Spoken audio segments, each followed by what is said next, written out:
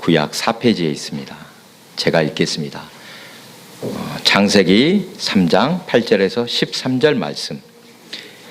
그들이 그날 바람이 불 때 동산에 거니시는 여호와 하나님의 소리를 듣고 아담과 그의 아내가 여호와 하나님의 낯을 피하여 동산 나무 사이에 숨은지라. 여호와 하나님이 아담을 부르시며 그에게 이르시되 내가 어디 있느냐. 이르시되 내가 동산에서 하나님의 소리를 듣고 내가 벗었으므로 두려워하여 숨었나이다. 이르시되 누가 너의 벗었음을 내게 알렸느냐. 내가 내게 먹지 말라 명한 그 나무 열매를 내가 먹었느냐. 아담이 이르되 하나님이 주셔서 나와 함께 있게 하신 여자 그가 그 나무 열매를 내게 주므로 내가 먹었나이다. 여호와 하나님이 여자에게 이르시되 네가 어찌하여 이렇게 하였느냐.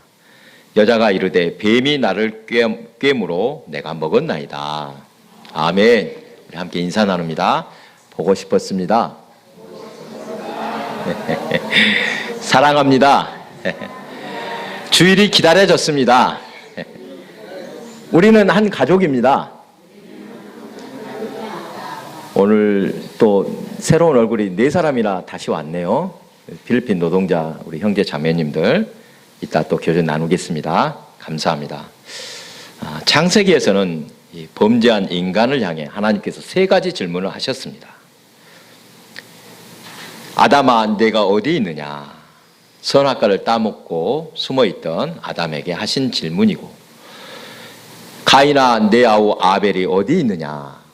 이 질문은 자신의 동생 아벨을 죽인 가인에게 하신 질문이며, 또 창세기 16장 8절에 하갈아 내가 어디서 왔으며 어디로 가느냐. 아브라함의 아내 사라의 여종인 하갈이 아브라함에게 아들 이스마엘을 낳아준 후에 여주인을 경히 여기다가 쫓겨나 광야를 방황할 때 하나님이 하신 질문입니다. 본문에 아담아 내가 어디 있느냐. 이 질문은 성경에 나오는 하나님께서 인간에게 하신 최초의 질문입니다.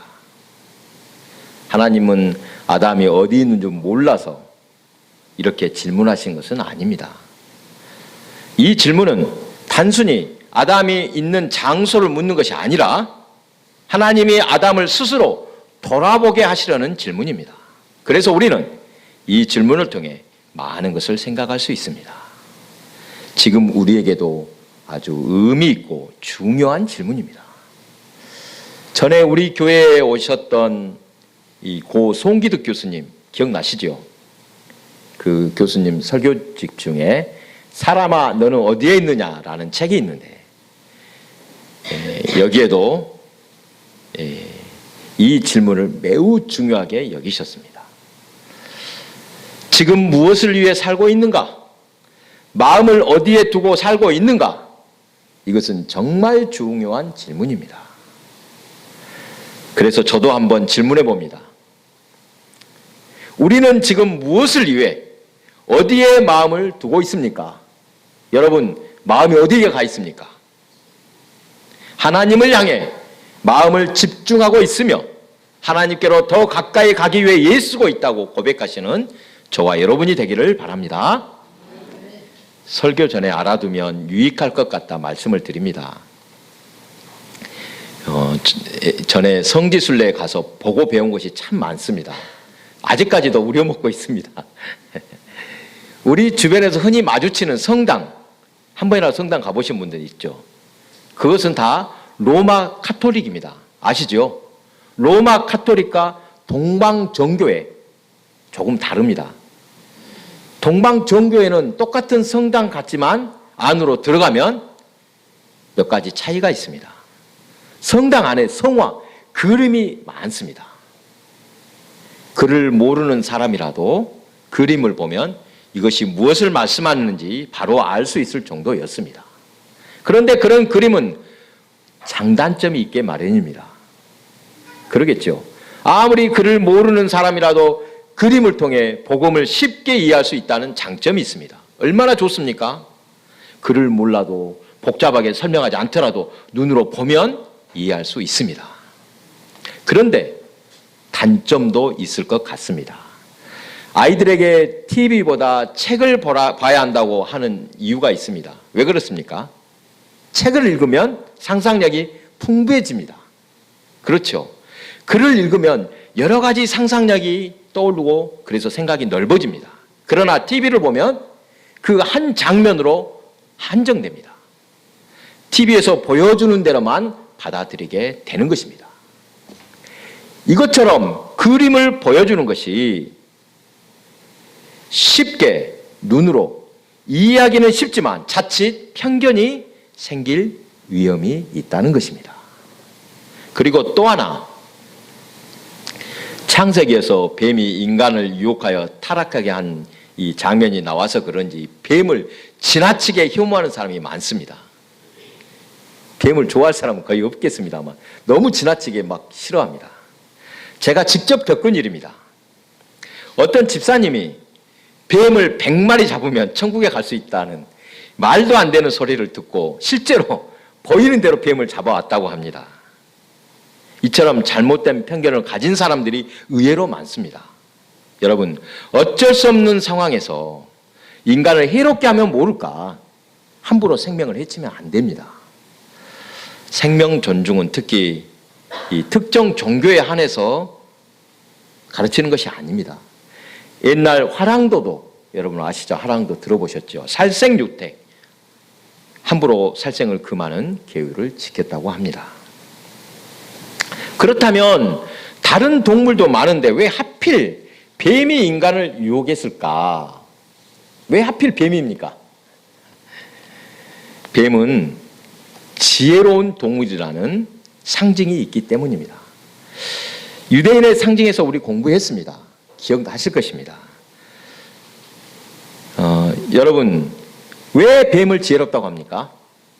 유대인들은 말을 잘하는 것을 지혜롭게 여깁니다. 그런데 뱀은 어떤 특징이 있습니까? 혀가 2개다.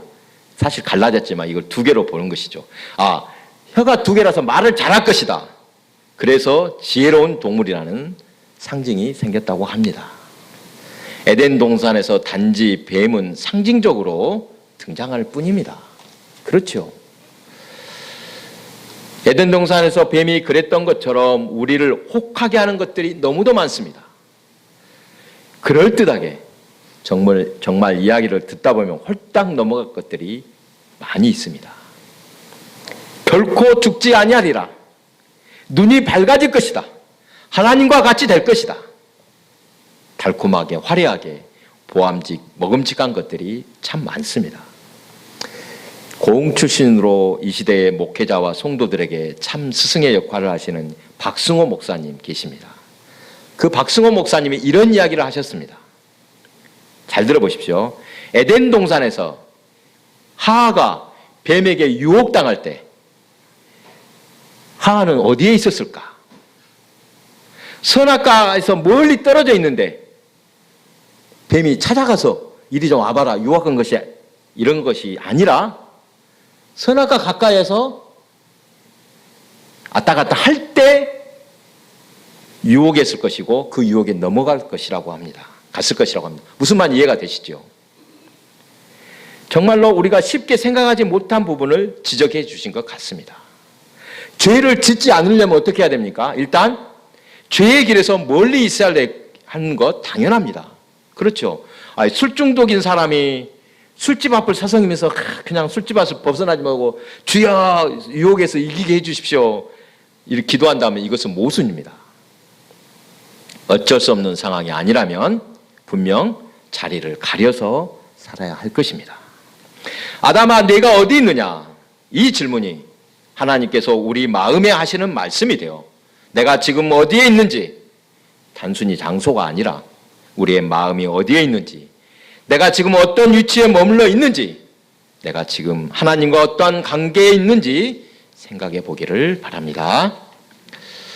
선악과를 따먹고 눈이 밝아진 이 아담과 하와 자신들의 벗은 몸을 깨닫고 무화과 잎을 엮어 치마로 입었습니다. 죄가 들어오고 죽음이 들어오게 되는 원인 바로 최초의 인간이 죄를 범했기 때문에 이렇게 되었다고 성경은 말씀합니다. 여러분, 죄를 범하면 징계가 따르기 마련입니다. 그런데 어떤 징계가 가장 두렵습니까? 사람들은 대체로 육체에 내려진 징계, 또 물질의 손해를 봤다, 앞길이 막힌다, 이렇게 눈에 보이는 것들을 먼저 두려워할지 모르겠습니다만, 진짜 두려워할 것, 하나님과의 관계 단절입니다. 죄를 범하면 하나님께 가까이 가지 못하고 숨게 됩니다. 하나님께서 오지 말라고 거부하셔서 못 가는 것이 아니라 스스로 하나님께 가까이 가지 못하는 것입니다. 본문의 아담은 하나님을 피해 하나님을 두려워하여 숨었습니다. 왜냐하면 그가 죄를 범했기 때문입니다. 유혹에 넘어갔기 때문입니다. 이렇게 유혹에 빠져 범죄하게 되면 지금 내가 있는 곳, 또 내가 있어야 할 곳이 서로 맞지 않게 됩니다. 하지 말아야 할 일을 하게 되며 해야 할 일을 하지 않게 되는 것입니다. 아담은 유혹에 넘어가 하나님이 명하신 것을 어겼습니다. 에덴 동산 이야기 여러분 몇 번씩 들어보셨던 내용일 것입니다. 교회를 오래 안 다니셨어도 에덴 동산 이야기는 아마 아실 것 같습니다. 이 시간 사건을 중심으로 간단하게 정리해 보겠습니다. 이 사건은 인류 최초의 범죄 사건이다. 하나님 보시기에 좋았던 완벽한 환경, 부족함이 전혀 없는 곳에서 벌어진 사건입니다. 동산 가운데 선악을 알게 하는 나무가 있는데 하나님께서 절대 그 열매를 먹지 말라. 내가 먹는 날에는 어떻게 된다? 반드시 죽으리라. 분명하게 명령하셨습니다. 그러나 아담과 하와는 하나님의 명령을 어기고 선과 악을 알게 하는 나무의 열매를 먹었습니다. 하와가 강교한 뱀의 거짓말과 유혹에 넘어갔고 또 하와를 따라 아담도 함께 죄를 짓게 됩니다. 아담은 스스로 죄를 선택했고 그 결과를 감당해야 했습니다. 그들은 하나님이 말씀하신 대로 죄의 결과를 경험하게 됩니다. 그렇다면 여러분, 죄를 범했을 때 그 결과가 어떻습니까? 세 가지로 생각할 수 있습니다. 첫 번째, 부끄러움입니다. 죄는 부끄러움을 가져옵니다. 수치심을 줍니다. 열매를 먹은 후 아담과 하와의 처음 반응 7절입니다. 이에 그들의 눈이 밝아져 자기들이 벗은 줄을 알고 무화과나무 잎을 엮어 치마로 삼았더라. 범죄한 아담과 하와가 겪은 일은 부끄러움입니다. 과연 뱀의 말대로 그들의 눈이 밝아졌습니다. 하지만 그들이 기대했던 것과는 전혀 다른 의미로 밝아지고 말았습니다. 가장 먼저 그들의 눈에 들어온 것은 벌거벗음이었습니다. 죄가 들어오기 전에는 두 사람이 벌거벗었으나 부끄러워하지 않았습니다. 하지만 죄는 사람에게 몰라도 되는 것을 알게 했고 부끄러움을 주었습니다. 죄의 결과로 생각할 수 있는 것 두 번째는 두려움입니다. 죄는 두려움을 가져옵니다. 그래서 숨으려고 합니다. 그들이 그날 바람이 불 때 동산에 거니시는 하나님 여호와 하나님의 소리를 듣고 아담과 그의 아내가 여호와 하나님의 낯을 피하여 동산 나무 사이에 숨은지라. 하나님은 모든 것을 아름답게 창조하시고 그 가운데 사람을 두시고 사람과 함께 하시기를 원하셨습니다. 그런데 죄가 들어오자 사람은 사랑의 하나님을 피하게 됩니다. 하나님을 두려워하여 숨게 되었습니다. 죄는 하나님을 가장 자상한 분에서 가장 두려운 분으로 바꾸어놓고 말았습니다. 하나님이 어떤 일을 하셔서 이렇게 된 것이 아닙니다. 사람이 범죄하여 스스로 자처한 결과입니다. 죄의 결과로 생각할 수 있는 것 세 번째, 분리입니다. 앞에서 말한 것처럼 죄는 분리를 가져옵니다. 이것이 죄가 가져온 핵심적인 결과입니다. 가장 해로운 것입니다. 죄는 관계를 깨뜨립니다. 사람은 하나님과 함께하는 존재로 창조되었는데 죄로 인해 분리되었습니다. 아담과 하와는 죄로 인해 하나님과 함께할 수 없는 자가 되었고 에덴 동산에서 추방되었습니다. 쫓겨났습니다. 그리고 죄는 죽음이라는 영원한 분리를 가져왔습니다. 이 죄의 결과로 나타난 분리는 하나님과 사람 사이에 나타날 뿐만이 아닙니다. 사람과 사람 사이에서도 나타났습니다. 죄의 결과로 사람들은 관계에서 실패를 경험합니다. 가장 친밀했던 부부관계가 깨질 뿐만 아니라 사장에서는 죄가 형제 사이를 갈라놓았습니다. 이처럼 죄의 근본적인 모습은 관계를 파괴하는 것입니다. 여러분, 죄의 싹은 사망이다. 이 말씀을 무섭게 알아야 되겠습니다. 유혹이 죄로 넘어가면 안 됩니다. 정말로 큰 문제가 되는 것입니다. 죄의 대가가 따라오기 때문입니다. 그래서 우리는 유혹이 다가올 때 그 유혹에 잘 대처해야 합니다. 유혹이 어떻게 하는지 본문을 한번 자세히 보십시오.